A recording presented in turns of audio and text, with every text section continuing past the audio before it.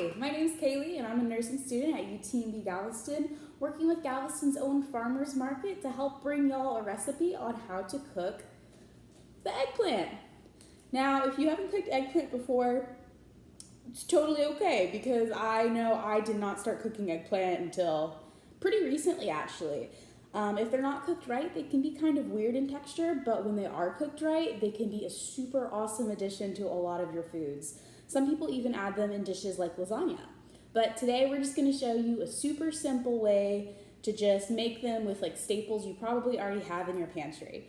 And these eggplants I actually did get from Galveston's own farmers market. Ordered them online, went and picked them up. Super simple, easy process. All of that information is on their website. You can find it by looking up Galveston's own farmers market. And their to-go is Galveston's own farmers market to-go. And you can always call or email them if you have any questions about that process.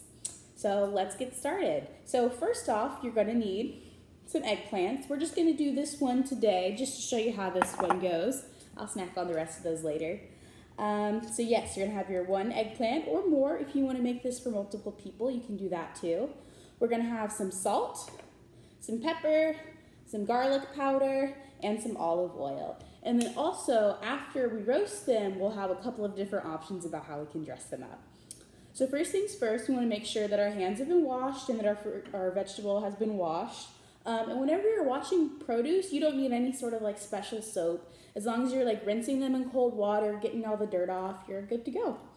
So the trick to making eggplant not that weird texture that some people associate with it is that what we're gonna do is we're gonna cut it into slices and then we're gonna put salt on it and let that sit for 30 minutes to an hour. Now, this may seem like kind of a pain in the butt, but this step is super important to help draw out that extra moisture because there's a lot of moisture in this. Like it's a very, very wet vegetable once you cut it up. And when we draw that moisture out, it's gonna make that texture a lot easier and a lot more pleasant to consume. So I'm just gonna chop the top off right here, chop the bottom off.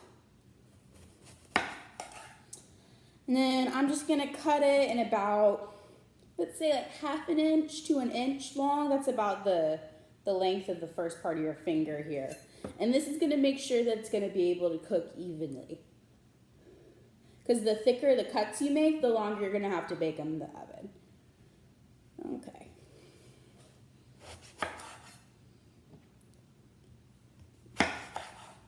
There we go.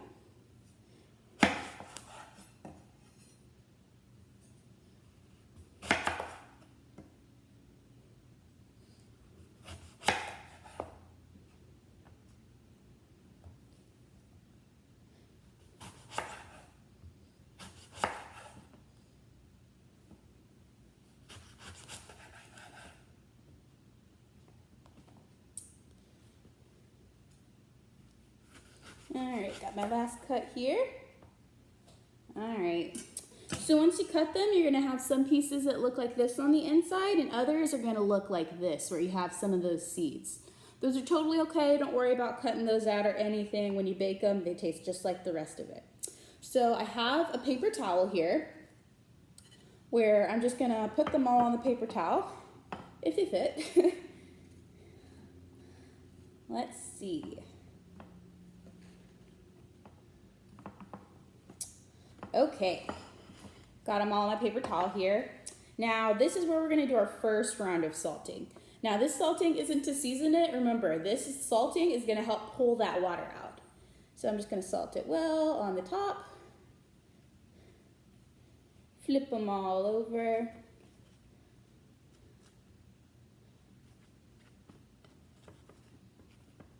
Like vegetable pancakes, but I wouldn't recommend putting maple syrup on these.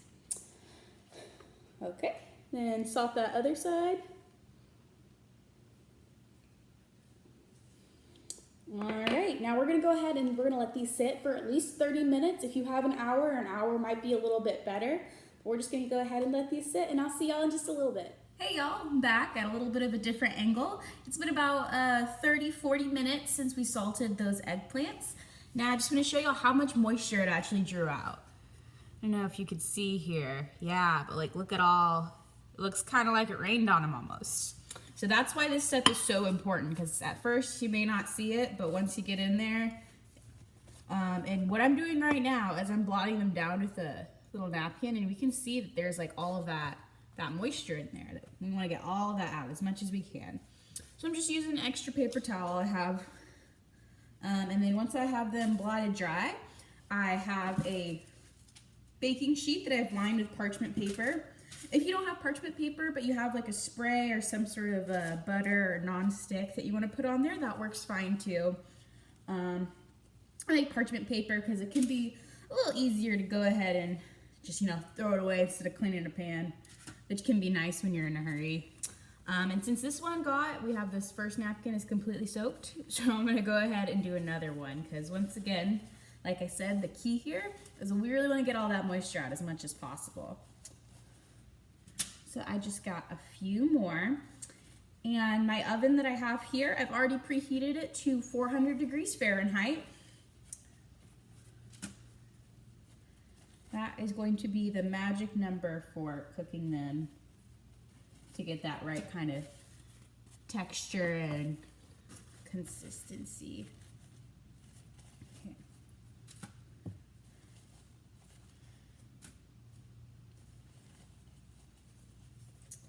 Alrighty, last one here. Okay. So now that I have them all on my baking sheet here, what I'm gonna do is we're gonna start with our spices. So I have poured my olive oil, just some regular olive oil, but you can honestly use whatever oil you want. I just poured it into this little container here. And then what I'm gonna do is I'm gonna take a paper towel and I'm gonna dip it in this olive oil, and I'm just gonna brush each of these right on top.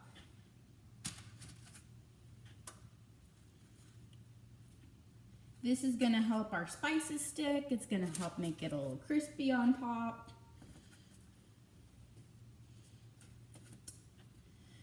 Okay. Now we're gonna flip it over and do the other side, but before we do that, we're gonna go ahead and add our spices. So we're gonna start with our salt. Remember, we're not gonna add as much salt as we did earlier, and the reason why we're adding more salt now is because when we patted them off, we took all the salt off.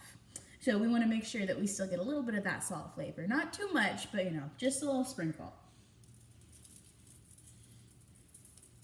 Right, little seasoning. Then we're going to add some pepper. I just have a plain pepper grinder that I got from HEB. But you can use whatever pepper you have around. And then garlic powder. Garlic powder makes everything better, right? So just a little bit of that.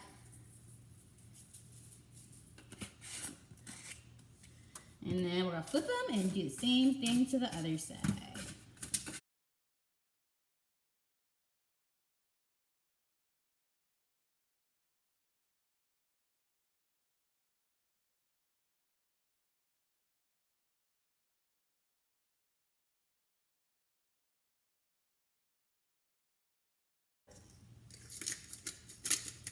And honestly, this is a great way to roast a bunch of different kinds of vegetables. Just some salt, pepper, garlic powder in the oven. Great way to add some vegetables and some fiber and some vitamins into your diet.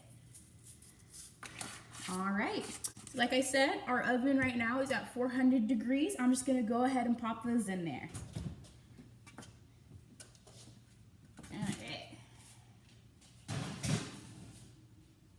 Okay. So we're gonna let those cook for between 20 to 30 minutes. I usually like to set a timer for 20 minutes, check on them. We like to see that they're like a little bit brown on top. If you smell burning, always go check on them. But yeah, so I'm gonna set my timer for 20 minutes and give them a peek. And if not, I'll let them go to 25, 30, whatever they need. So this is looking pretty good. I went ahead and turned off the oven already. Let me go ahead and show y'all what these are supposed to look like. Maybe. Yeah, so you see how we have a little bit of that browning on top. You may notice that there's a little bit of black dust on there. That's totally fine. That's to be expected from maybe a little bit of that garlic powder, that pepper. Got a little burnt, but that's okay, because what's the most important is what our eggplants look like.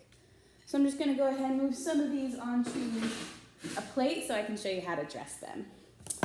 Okay. So, first way, super simple way, I have a lemon that I just cut into wedges. Once again, if you have like lemon juice in a bottle, you could totally use that too. So what I'm just gonna do, have our lemon slices, or our eggplant slices and our lemon, just a little bit over top. And then let's see. I'm also gonna do a tiny bit more salt, just a tiny bit, just to kind of bring it out. All right, and that's way number one. Now way number two, if you have some like pasta sauce hanging around or some Parmesan cheese, this is another awesome way to kind of take this up a notch. So let's see. I just have a plain old tomato basil, got this from HEB. I think it was like $1.50, so not too bad. And then you just wanna take a spoon, just a little bit right here, right on top. And then also with the other one, just a little bit right on top. Alright, and then we have our Parmesan cheese here. You could use whatever one you like the best, but if you don't have this, you can totally skip it too. Just the pasta sauce by itself could be a really great flavor addition as well. Or if you don't have either of them, like we said, just the lemon by itself is also fine. Okay. A little bit here, a little bit there. There we go. We have our marinara Parmesan eggplant and our lemon garlic eggplant. Okay, and that's all I have for y'all today. I really hope you enjoyed these recipes and that maybe you would give them a try and see how you like eggplant. If y'all have any questions, remember you can go to Galveston Owens Farmers Market website and you can get these eggplants at the farmers market online. Even in this pandemic, there's still ways for you to get fresh and local produce. All right, well, I hope y'all have a great day. Bye.